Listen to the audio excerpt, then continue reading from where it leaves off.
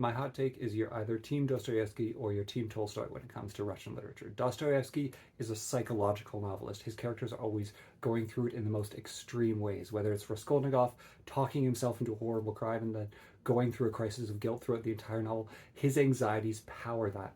Or whether it's Alyosha in the Brothers Karamazov and the extreme crises of faith, religion, and just not being able to deal with the transformation of society and going from crisis to crisis. His characters are hysterical, and that's what drives it. That's what people find interesting in his books. Tolstoy, by contrast, is a much more reserved, realistic novelist. He's much more concerned about the structure of society, the history, and how to transform the world.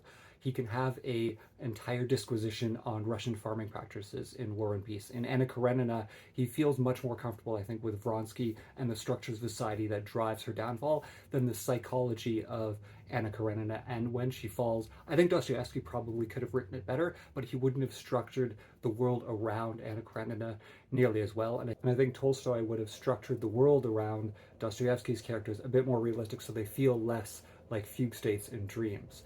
Me, I'm more of a Team Tolstoy. I've studied political science. I'm a bit more boring, and I find that analysis of societal conflict much more interesting, whereas I have friends that really, really like Dostoevsky and find that psychological urgency really, really compelling. So let me know which team you're on, whether it's Dostoevsky or Tolstoy. Is this a good comparison? Am I completely off base?